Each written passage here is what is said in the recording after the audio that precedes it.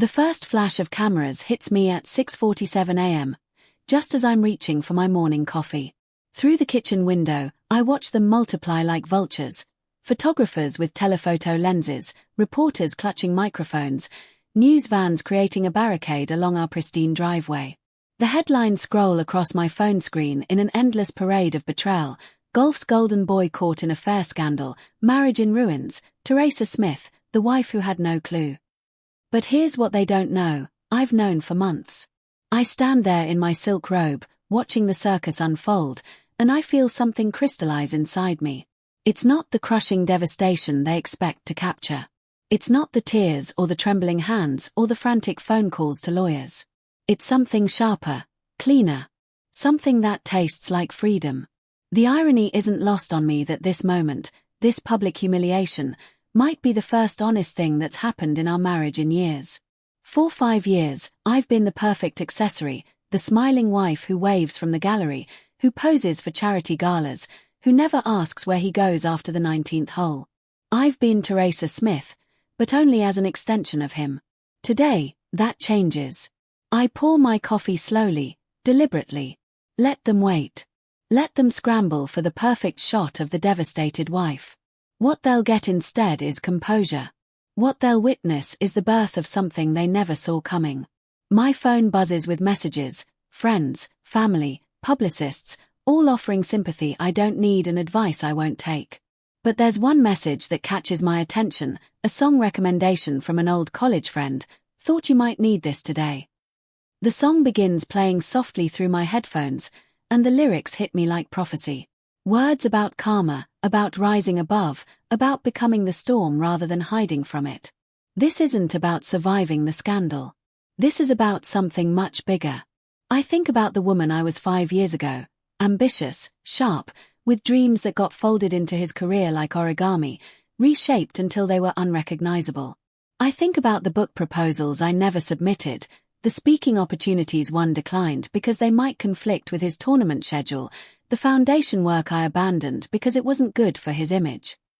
That woman is about to make a comeback.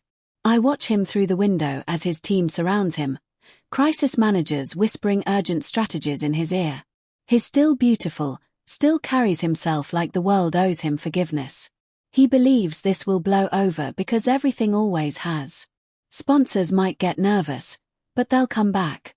The public loves a good redemption story, especially when it involves a man who can sink a 30-foot putt. What he doesn't understand is that I'm no longer invested in his redemption.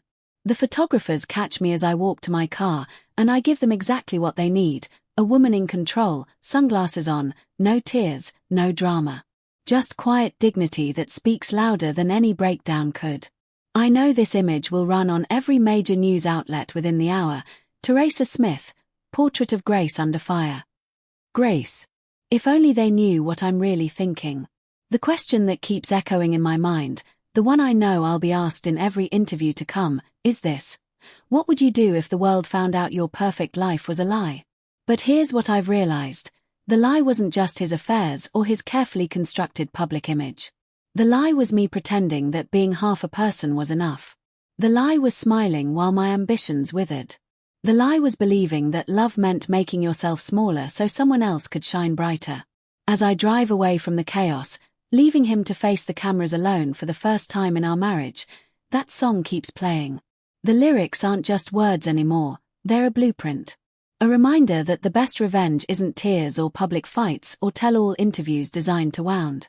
The best revenge is building an empire. I've spent months quietly preparing for this moment.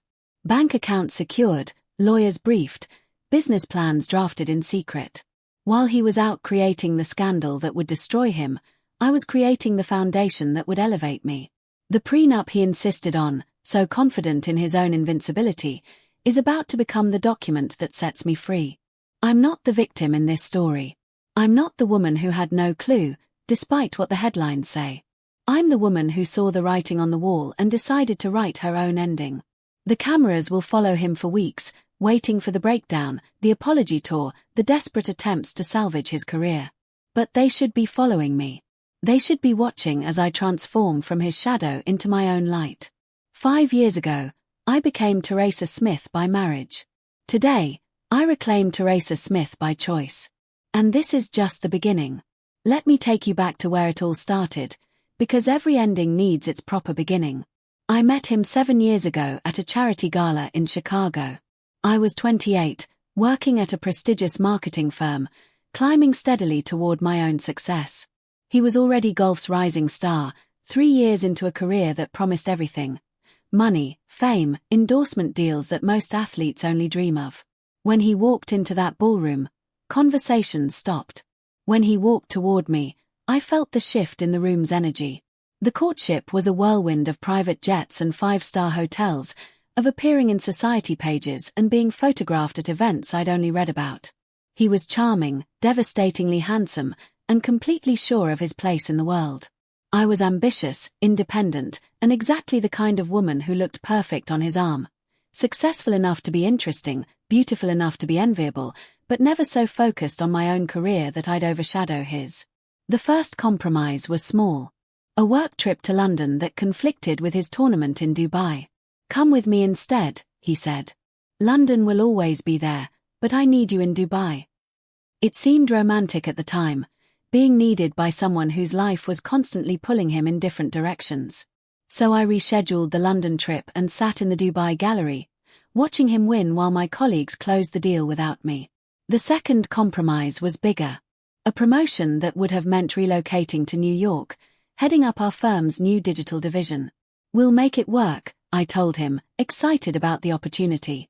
But making it work meant months apart, and months apart meant missing tournaments, galas, photo opportunities. "Is this really what you want?"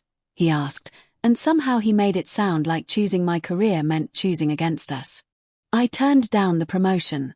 By the time we married, 2 years later, the compromises had become so natural I barely noticed them. I left my job to support his career full-time, which sounded noble and partnership-oriented. I became the perfect golf wife, present at every major tournament, gracious at every sponsor event, photogenic at every charity function. I learned the language of golf, memorized the names of every important person in his orbit, and developed the skill of being interesting enough to hold conversations but never so interesting that I became the center of attention. Our life looked perfect from the outside, and for the first 2 years, it felt perfect from the inside too. We traveled the world, met celebrities, lived in a beautiful house that architectural magazines wanted to feature. I started a small consulting business that I could manage remotely, telling myself this was just a different path to success, not an abandonment of it. But perfection, I learned, is exhausting to maintain. The first crack in our facade came during year 3. I was reading in bed when he came home from what he'd said was a sponsor's dinner. It was past midnight, and he smelled like perfume that wasn't mine. When I asked about it, he laughed. "You know how those events are, everyone wants pictures, everyone wants to hug the winner." It was plausible enough, and I wanted to believe it, so I did. The second crack was a phone number written on a cocktail napkin that fell out of his jacket pocket. "Networking," he explained. "You know how important connections are." Again, plausible. Again, I chose belief over suspicion. The third crack was a weekend tournament that ran long, keeping him away an extra 2 days. The tournament had actually ended on schedule. I'd watched the coverage. When I mentioned this, he got angry for the first time in our marriage. "I can't even have 2 days to decompress without being interrogated. This is exactly the kind of pressure I don't need right now." I apologized.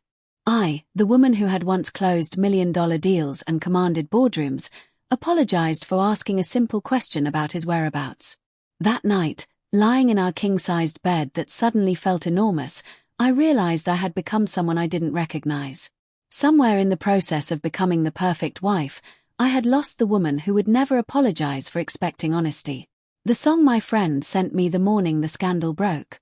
I'd first heard it 2 years ago, during one of those nights when doubt kept me awake. It was playing softly through my headphones as I stared at the ceiling, wondering when I'd become the kind of woman who accepted explanations that didn't explain anything.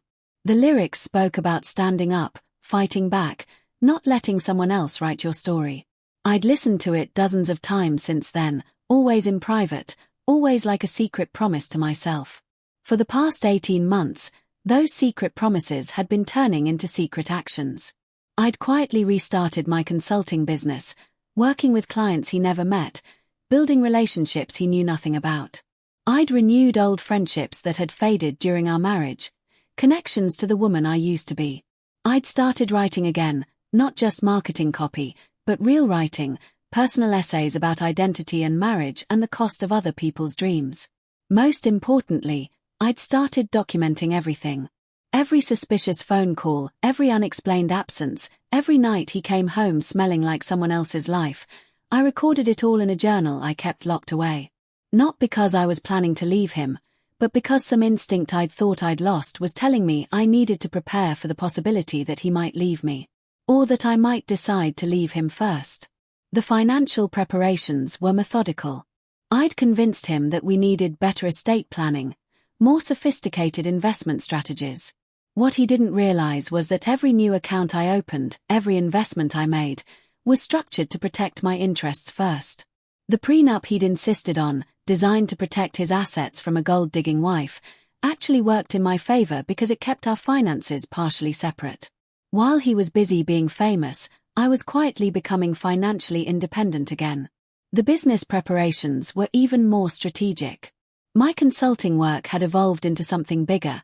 I was developing a platform for women navigating career transitions, writing a book proposal about reinventing yourself after major life changes, building a network of contacts in publishing, media, and lifestyle brands. All under the radar, all positioned as projects to keep me busy rather than the foundation of my own empire. I knew this day would come. Maybe not exactly this way, maybe not with headlines and camera crews, but some version of this reckoning was inevitable. You can't build a life on fiction forever without the truth eventually demanding its due. The morning the scandal broke, as I watched him scramble to control the narrative, I felt something I hadn't experienced in years, the thrill of being 10 steps ahead instead of 3 steps behind. While he was reacting to crisis, I was implementing a plan I'd been refining for months. His team would focus on damage control, on salvaging his reputation and his endorsement deals. My team, the lawyers and publicists and business managers I'd quietly assembled, would focus on elevation. Not just surviving the scandal, but using it as the launching pad for everything I'd been building in secret. That song kept playing in my head as I drove away from the cameras that morning, but now the lyrics felt different. They weren't just comfort or inspiration anymore. They were prophecy, and I was finally ready to fulfill it.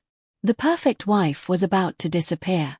In her place, something much more dangerous was about to emerge, the woman I should have been all along. The media storm that followed was biblical in its intensity. Within 48 hours, our scandal was the lead story on every sports network, trending on every social platform, dissected by commentators who suddenly became experts on our marriage. The details were sordid enough to captivate the public but not quite scandalous enough to completely destroy him. Affairs with models, influencers, a few wives of other tour players. Standard powerful man behaving badly fair, elevated to major news status only because of his previously pristine image. I watched it unfold from the penthouse suite of the downtown hotel where I'd taken residence, having left our marital home to process this betrayal in private. At least, that's what my publicist told the press.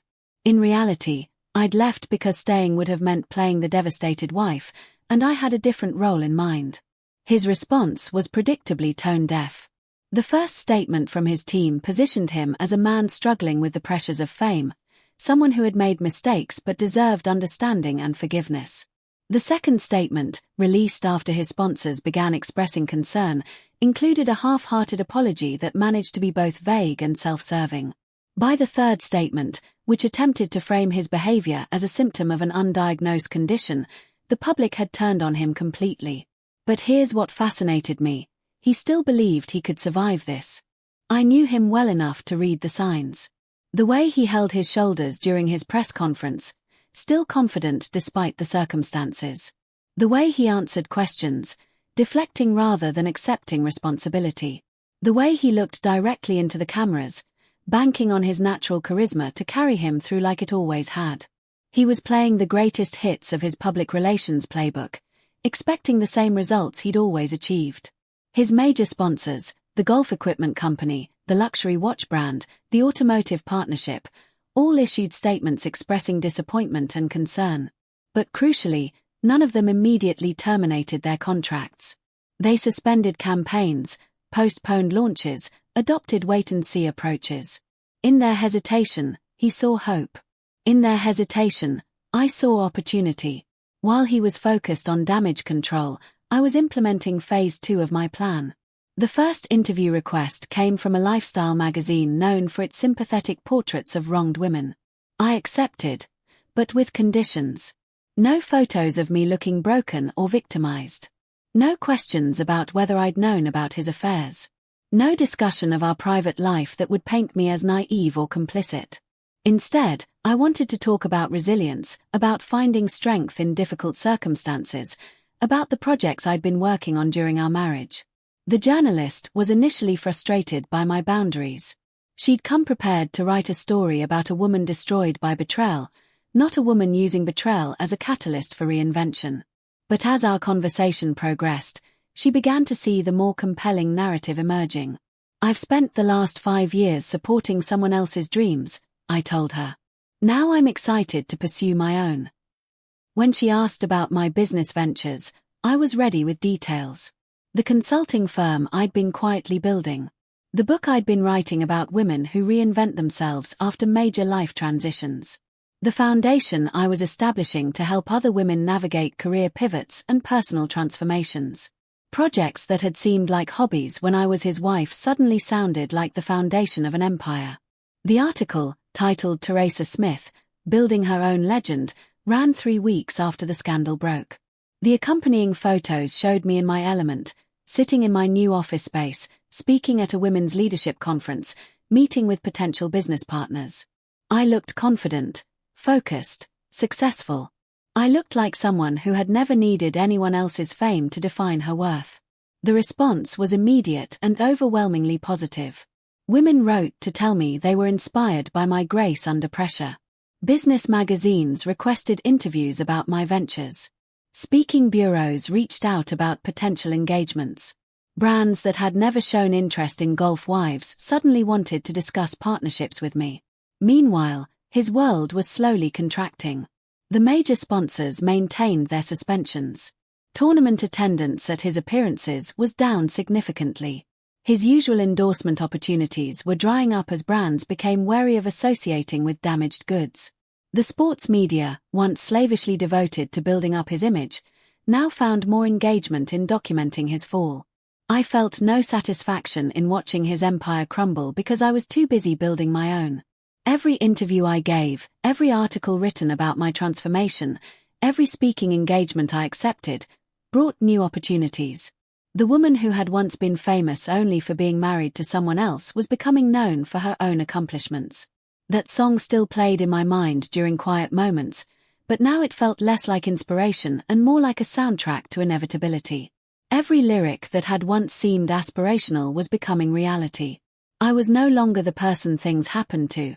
I was the person making things happen. The breakthrough moment came 5 weeks after the scandal, during a television interview on a popular morning show. The host had clearly expected to conduct a standard woman wronged segment, complete with tears and recriminations. Instead, she found herself interviewing someone who seemed genuinely excited about the future.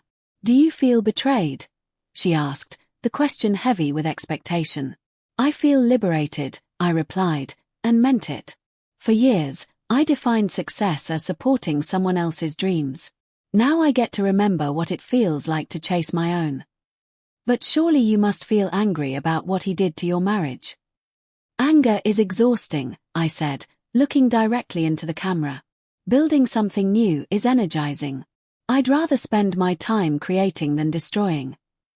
The interview went viral within hours.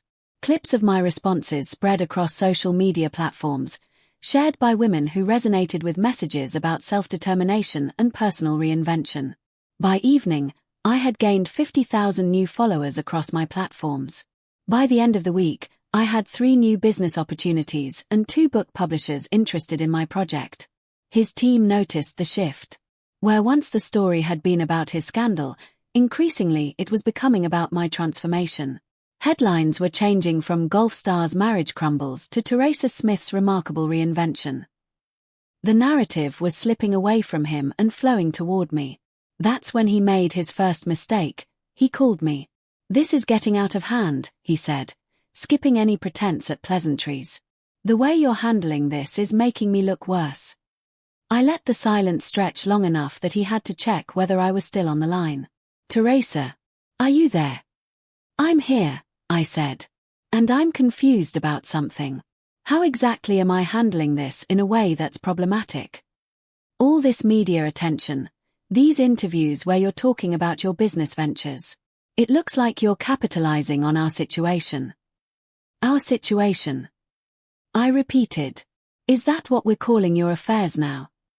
"You know what I mean. We need to present a united front while I work to rebuild my image.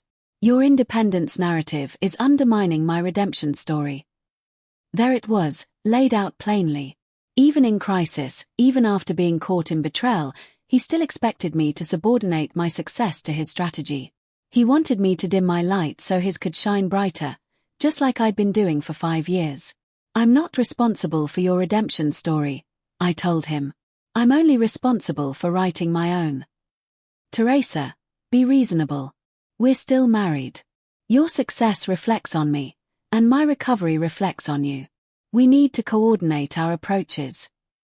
I thought about the woman I'd been when I first met him, the one who had never asked permission to be successful, the one who had never apologized for taking up space in a room, the one who had never believed that someone else's comfort was more important than her own authenticity. That woman wouldn't have been reasonable. That woman would have been ruthless. "You're right," I said finally. "We are still married. But not for much longer." I hung up before he could respond, and for the first time since the scandal broke, I smiled with genuine amusement. Phase 3 was about to begin. The book deal came first, and it was everything I'd dreamed of during those long nights when I'd written in secret. Not just a publishing contract, but a partnership with a house known for launching cultural conversations.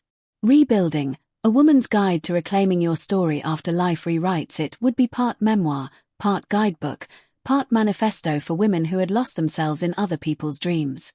The advance was substantial enough to make headlines on its own, which created a beautiful irony. News of my financial success was being reported right next to updates on his struggling sponsorships. The contrast wasn't lost on the media, and it certainly wasn't lost on me. But the book was just the foundation. As word spread about my transformation, opportunities began cascading in ways I'd never experienced even at the height of my pre-marriage career. A lifestyle brand wanted me as the face of their second act campaign. A major streaming platform approached me about developing a documentary series about women reinventing themselves after public scandals. 3 different speaking bureaus competed for the right to represent me at corporate events and women's conferences. Most significantly, a venture capital firm specializing in female-founded businesses reached out about my consulting platform. What had started as a small operation helping individual women navigate career transitions was evolving into something much bigger. A comprehensive resource for personal and professional reinvention, complete with online courses, coaching programs, and strategic partnerships with major corporations looking to support women's leadership development. I was building an empire, and I was doing it in broad daylight while he stumbled through his attempted comeback in the shadows. The timing was perfect. While his world was contracting, mine was expanding exponentially. Every interview he gave seemed to diminish him further. Either he was too defensive, coming across as unrepentant, or too apologetic, seeming weak and calculating. Meanwhile, my media appearances were generating nothing but positive responses. Women saw themselves in my story. Men respected my business acumen. Brands wanted to associate with my message of resilience and self-determination. 6 months after the scandal broke, I had signed endorsement deals with 4 major lifestyle brands, all of which paid more than most of his golf sponsorships ever had. A luxury skincare company wanted me as their confidence ambassador. A high-end workout gear brand created an entire line around my strength through adversity messaging. A financial services company focused on women's investment strategies made me their spokesperson. A premium travel brand built a campaign around my international business trips. The irony was delicious. I was earning more from being his ex-wife than I'd ever earned as his wife, and I was doing it by being authentically myself rather than a carefully curated version designed to complement his image. That song that had been playing in my head since the morning everything changed. I finally heard it during a commercial break at a television studio where I was taping an interview about women in business. The melody drifted through the monitors, and I realized the lyrics that had felt like personal prophecy were now feeling like autobiography. I was no longer becoming the storm, I was the storm. The most satisfying part was watching how the golf world reacted to my success. The same sports media that had written me off as collateral damage in his scandal were now covering my business ventures as major news stories. The same sponsors who had distanced themselves from him were actively courting me for partnerships that had nothing to do with golf and everything to do with the audience I was building.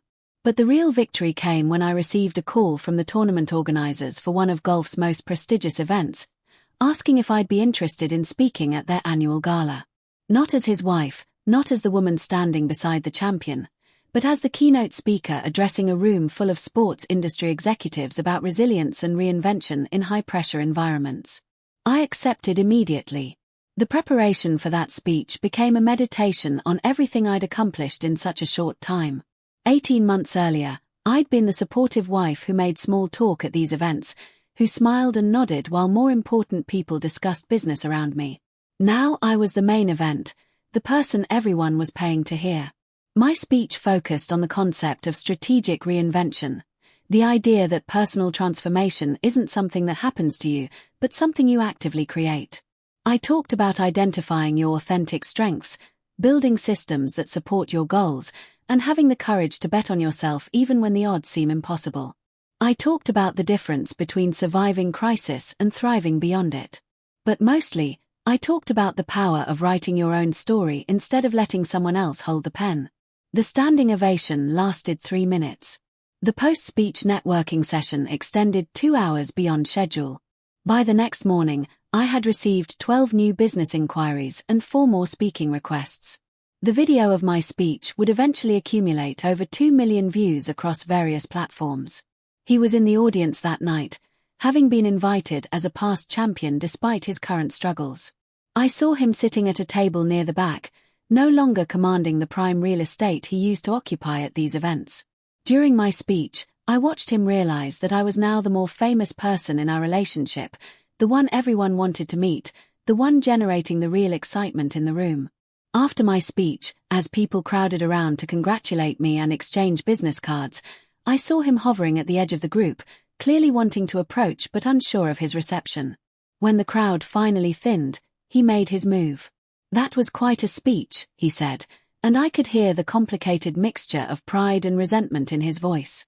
"Thank you," I replied, keeping my tone professionally pleasant. "I wanted you to know, I'm proud of what you've accomplished. I always knew you were capable of great things."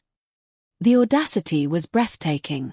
Even now, even after everything, he was trying to claim some credit for my success, to position himself as the supportive partner who had always believed in me. As if he hadn't spent 5 years convincing me to make myself smaller so he could seem bigger. "I appreciate that," I said, because causing a scene at my moment of triumph would have been poor form. But I didn't thank him for his pride, and I didn't acknowledge his role in my journey except as the catalyst that finally motivated me to stop living for someone else's approval. Later that evening, alone in my hotel suite, I opened my laptop and began working on the final chapter of my book. The chapter about transformation being complete not when you've healed from what hurt you, but when you've built something so fulfilling that the hurt becomes irrelevant. I thought about the woman who had stood in her kitchen 18 months ago, watching camera crews swarm her driveway, feeling the first stirrings of something that would become unstoppable. That woman had been angry, betrayed, humiliated. She had also been ready, though she didn't know it yet, to become someone extraordinary. This woman, the one writing in a luxury hotel suite after delivering a keynote speech to a room full of industry leaders, wasn't angry anymore. She was triumphant. She had taken the worst thing that ever happened to her and used it as raw material to build the best life she'd ever lived. The final phase was about to begin, and it would be the most satisfying of all. His comeback attempt was announced exactly 1 year after the scandal broke, and it was as tone-deaf as I'd expected it to be. The centerpiece was a primetime television special titled Road to Redemption, A Champion's Return, which would feature an in-depth interview about his journey through darkness and his commitment to being a better man. The promotional materials included phrases like raw honesty, personal growth, and second chances. I watched the announcement from my corner office. Yes, I now had a corner office in a downtown high-rise, complete with floor-to-ceiling windows and a view that reminded me daily how far I'd climbed. My business had evolved from a consulting firm into a multimedia platform that included the successful book, a podcast that consistently ranked in the top business charts, online courses that had enrolled over 10,000 women, and corporate partnerships that were generating revenue I'd never imagined possible. The irony of his comeback timing wasn't lost on me. While he was preparing to apologize for his past, I was being celebrated for my future. Just that morning, I'd been featured on the cover of a major business magazine with the headline The Reinvention Revolution: How Teresa Smith Built an Empire from Rock Bottom. Inside was a 6-page spread detailing my transformation, complete with revenue figures that made it clear I was now earning significantly more than he ever had. But his redemption tour wasn't just poorly timed, it was poorly conceived. The first mistake was assuming the public was ready to forgive him. The second was underestimating how completely I had changed the narrative around our story.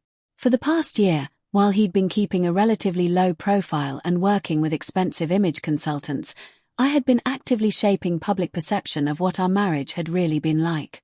Not through bitter tell-all interviews or vengeful social media posts, but through something much more effective: success that spoke for itself.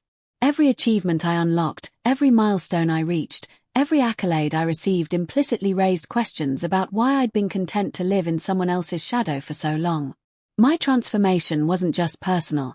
It was an indictment of the entire dynamic that had defined our relationship. The more successful I became, the more obvious it became that I'd been capable of this level of achievement all along. I just needed to stop letting someone else's career take priority. The television special aired on a Tuesday night in prime time, with all the fanfare his team could muster. I watched it live, taking notes for the response I knew I'd be asked to give. He looked good, well-rested, professionally styled, sitting in a setting designed to convey both humility and gravitas. His answers hit all the expected notes: taking responsibility, expressing regret, talking about the therapy work he'd been doing, acknowledging the pain he'd caused. But there was something hollow at the center of it all. Even his contrition felt calculated, as if focus groups had tested which combination of shame and hope would be most appealing to viewers. When the interviewer asked about our relationship, he spoke about me with a kind of detached respect that suggested I was more of a concept than a person he'd actually been married to. "Teresa is an extraordinary woman," he said, looking directly into the camera. "I failed her as a husband, and I failed our marriage. I hope someday she can find it in her heart to forgive me, and I hope the public can see that people are capable of change." It was a beautiful sentiment, expertly delivered. It was also completely irrelevant to my life. The public response was mixed at best. Sports fans seemed willing to give him another chance, but the broader audience, particularly women, remained skeptical. More importantly, sponsors remained hesitant. The golf world might be ready for his return, but the corporate world was still waiting to see if his reputation could recover enough to justify association with their brands. Meanwhile, my response to his interview became the story. Rather than appearing on television to debate his apologies, I published a thoughtful essay on my platform titled "Why Forgiveness Isn't the Point." The piece went viral within hours, shared by thousands of women who resonated with its central message: that moving forward isn't about absolving the past, but about building something so fulfilling that the past becomes irrelevant. "Forgiveness is a personal choice," I wrote, "but it's not the measure of a person's healing. Success is. Happiness is. The ability to look in the mirror and recognize yourself is. I don't need his apology to validate my worth, and I don't need his redemption to write my story. I've already written it, and it's better than anything he could have offered me." The essay generated more media coverage than his entire redemption special. Major news outlets picked it up, talk shows invited me to discuss it, and it became a touchstone for conversations about women's independence and the pressure society places on victims to forgive their victimizers. But the real victory came 2 weeks later, when his major sponsors made their decisions about renewal. One by one, they announced that they would not be continuing their partnerships. The reasons given were always professional: market changes, strategic shifts, budget reallocations, but the message was clear: his brand was no longer worth the risk. On the same day his final major sponsor announced their departure, I signed the biggest deal of my career, a multi-million-dollar partnership with a global media company to develop content around women's empowerment and professional transformation. The contrast in our trajectories couldn't have been more stark. That evening, I attended the launch party for my latest business venture, a foundation providing grants and mentorship to women starting over after major life changes. The event was held at the city's most prestigious venue, attended by business leaders, celebrities, and politicians.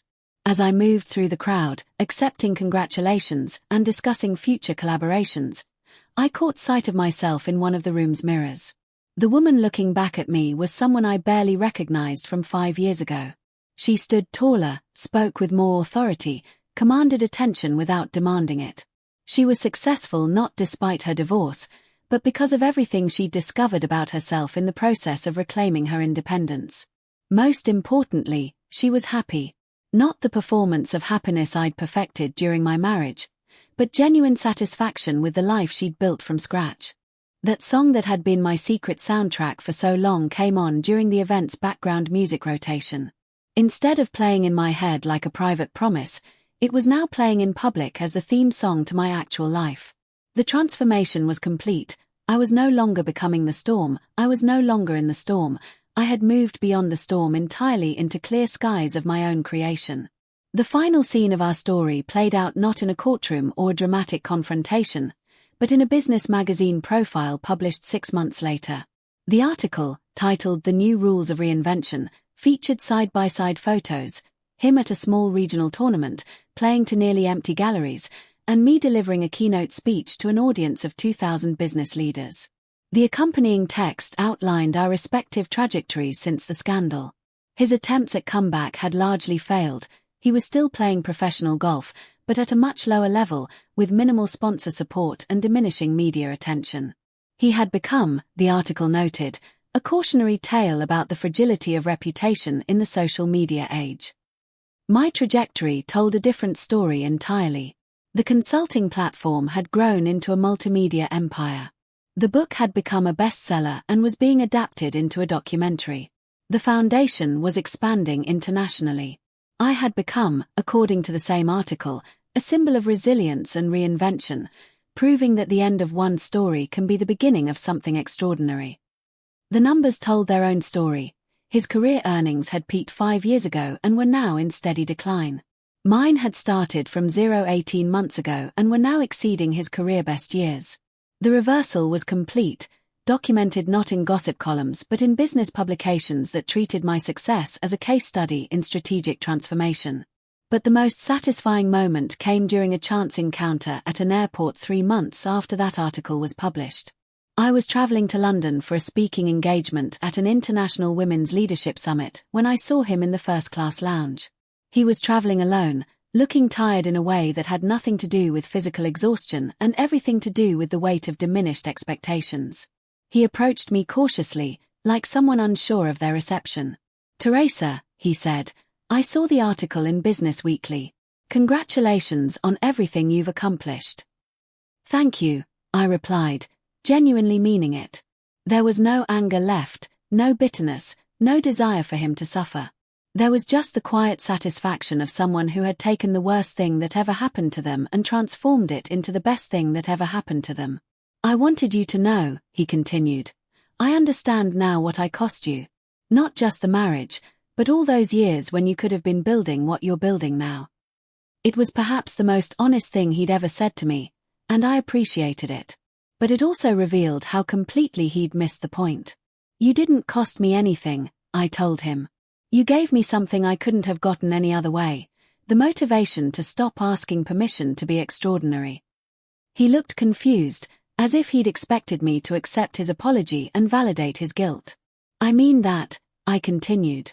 If you hadn't blown up our marriage, I might have spent the rest of my life being half of myself, convincing myself that supporting someone else's dreams was the same as pursuing my own. Your betrayal didn't destroy me, it freed me to become who I was always meant to be. I wasn't trying to hurt him or absolve him. I was simply telling the truth, that the worst thing he'd ever done to me had become the catalyst for the best life I'd ever lived. As I boarded my flight to London, where I would address an audience of global business leaders about the power of strategic reinvention, I reflected on the complete transformation of my story.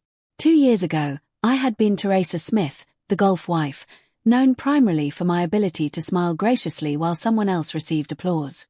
Today, I was Teresa Smith, the entrepreneur, author, speaker, and foundation founder, known for my own achievements and building a legacy that belonged entirely to me.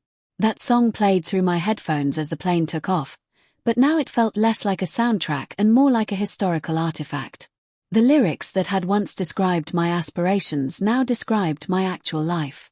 The transformation was so complete that I barely remembered the woman who had once needed those words for courage. The view from 30,000 feet offered the perfect metaphor for my journey.